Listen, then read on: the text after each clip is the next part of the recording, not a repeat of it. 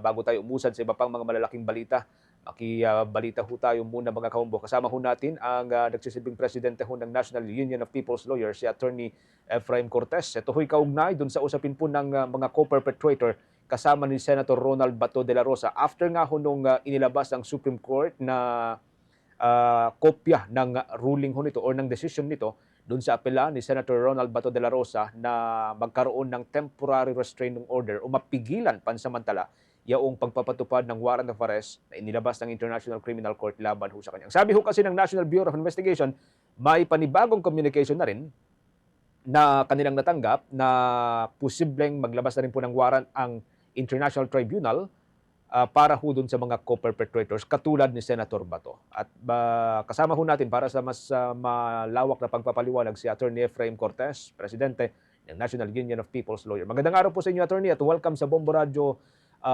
Philippines, sa Bombo Network News. Tayo po napapanood at napapakinggan live sa ating 32 stations nationwide. Ang ating pong concern, Attorney, ay para ho dun sa mga co-perpetrators, yung pong mga legal na mga usapin na bumabalot po sa kanilang kalagayan. Pero siguro update po muna tayo doon sa nakikita ko ninyong essence nung desisyon ng Supreme Court muna, doon sa naging prayer o kahilingan ni Senator Bato para ho sa isang TRO sana para sa kanyang warrant, Attorney.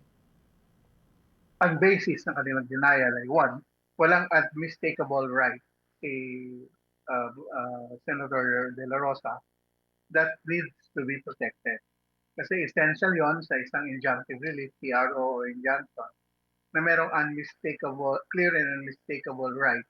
At yung right na yon is in danger of being injured. Kaya kailangan mag-issue ng TRO o restraining order. At ang sabi nga, yung injury to warrant the issuance of an injunction or restraining order should be irreparable. Ang irreparable, hindi siya ma-equate in mathematical terms, hindi siya ma-compute in mathematical terms. Ang sabi ng Supreme Court, wala siyang unmistakable, clear and unmistakable right, and therefore, he cannot be injured, and therefore, walang irreparable injury.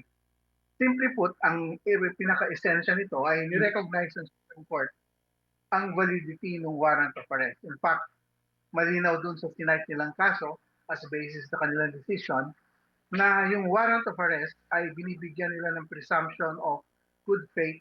It means that as of now, pinipresume ng Supreme Court na may jurisdiction ang pre-trial chamber over the case and jurisdiction to issue the warrant of arrest. And it's a recognition na merong the authority ang Philippine government to implement the warrant of arrest. Yan ang esensya ng pagkakasabi ng Supreme Court na walang clear and unmistakable right si Senator De La Rosa. Okay, so balik ko tayo dun sa mga co-perpetrator, Attorney. Magiging president na ba ho ito? Considering na meron ng mga co-perpetrator, marami pa po ito, mga 7 pa po ito, na posibleng malalabasan din po ng warrant soon?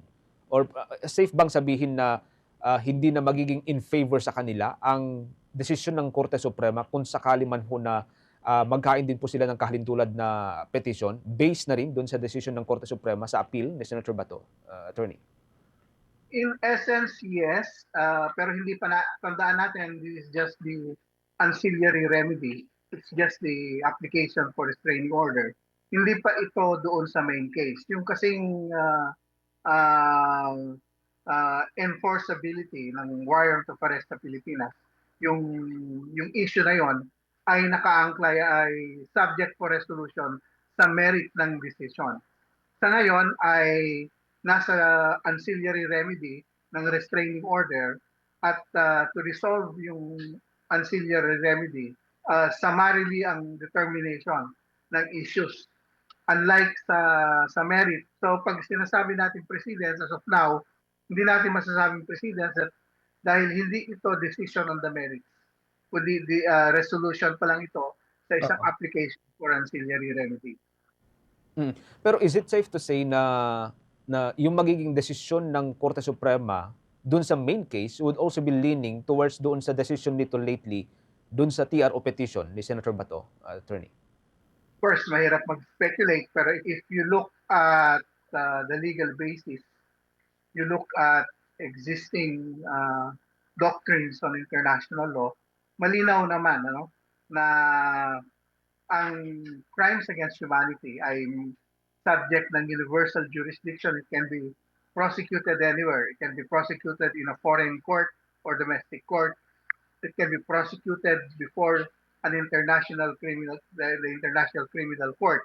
Whichever it is, ay may universal jurisdiction at valid yung mga proceedings doon. Ang crimes against humanity ni De La Rosa is being investigated by the International Criminal Court na isang international tribunal at hindi isang foreign court. Kaya mas matibay yung pag-enforce dito. Hindi ito katulad ng isang jurisdiction, isang foreign court na may dadaanan pa siyang proseso. Kaya sa tingin namin ay madedenay yung petition ni Senator De La Rosa. Okay. Bubujay with your follow-up, Attorney.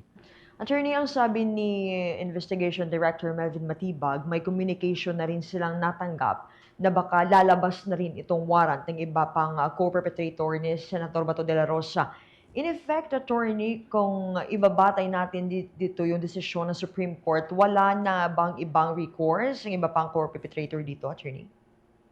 Nobody will prevent them from invoking the same grounds invoked by Senator De La Rosa.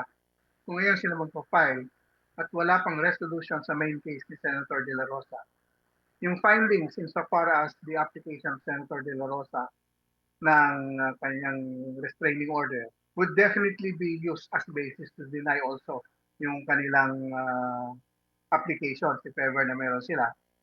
Based sa resolution ng Supreme Court ngayon, ay binigyan niya ng presumption of good faith and regularity ang warrant of arrest. So kung magsasampa sila ngayon, hihingi sila na ng TRO, ganun pa rin yun, ibibigyan pa rin ng good presumption of good faith and regularity ang warrant of arrest. Anong implication nun? Ang burden of proof to say na hindi invalid ay nasa kanila. Unfortunately, sa isang restraining order, determination ng application for restraining order, summary yon. Kaya nga, doon sa analysis ng Supreme Court, doon sa factual basis na ni-raise ni Senator De La Rosa, they cannot make a resolution based on those facts. Kasi nga, the Supreme Court is not a trier of facts. At ang ni-raise ni Senator De La Rosa, ang sabi ng Supreme Court, are speculative.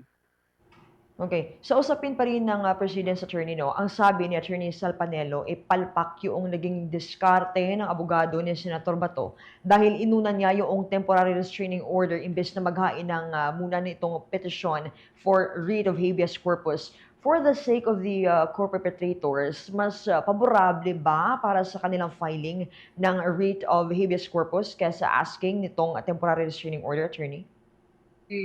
Pasok yung writ of habeas corpus kasi ang pinag-uusapan sa habeas corpus ay restraint of liberty.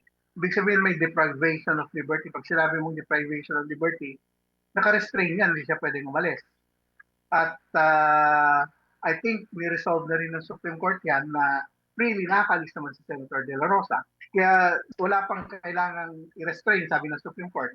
That can also be applied sa isang petition for habeas corpus. Kung freely he can go around, ganoon din yung iba, kahit na may warrant of arrest, hanggat hindi sila nahuhuli, hanggat hindi sila nakakulong, hindi magpa-prosper isang habeas corpus petition. Kasi ang habeas corpus is a test on the validity of detention.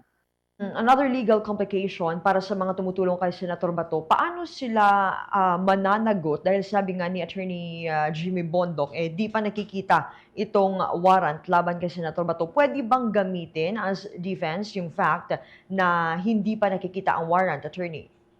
Well, hindi naman makikita ng bawat tao yung kopya mismo ng warrant. Ang esensya ng obstruction of justice ay alam mong yung taong ito ay fugitive from justice. Publicly known na si Senator De La Rosa ay may warrant of arrest.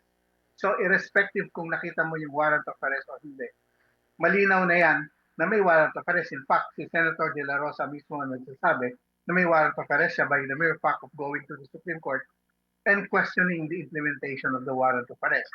So, ang obstruction of justice ay regardless of whether makita mo ang warrant or hindi. Ang pinaka-essential nun ay alam mong ang taong ito ay subject ng warrant of arrest at nagtatago. Okay, thank you so much, Attorney Bobojen. Okay. One last point, Attorney. Ito hong kaso ni dating Pangulong Duterte ay tinawag na prosecutor versus Duterte. Ngayon, halimbawa, maaresto po si Senator Bato at tuluyan po siyang dalhin dun sa The Hague sa may International Criminal Court. Ihahanay na lang po ba yung kanyang kaso sa kaso ni dating Pangulong Duterte or magiging hiwalay po ito? Magiging prosecutor versus De La Rosa, Attorney. Maging prosecutor versus De La Rosa, it will have its own course pagdating sa paglilitis sa ICC. It will go independently from that of the President. Okay. Attorney, maraming salamat. Thank you so much again for joining us sa Bombo Radio Philippines. Hanggang sa mga susunod na makausap po namin kayo, ingat po kayo lagi, Attorney. Ang nagsisilbing presidente ho ng National Union of People's Lawyers, si Attorney Efraim Cortez. For the most trusted source of news and information, visit our website at www.bomboradio.com. Follow us on Bombo Radio mobile app, Facebook, YouTube, TikTok, and X, formerly Twitter. Like, share, and stay connected. Anytime, anywhere.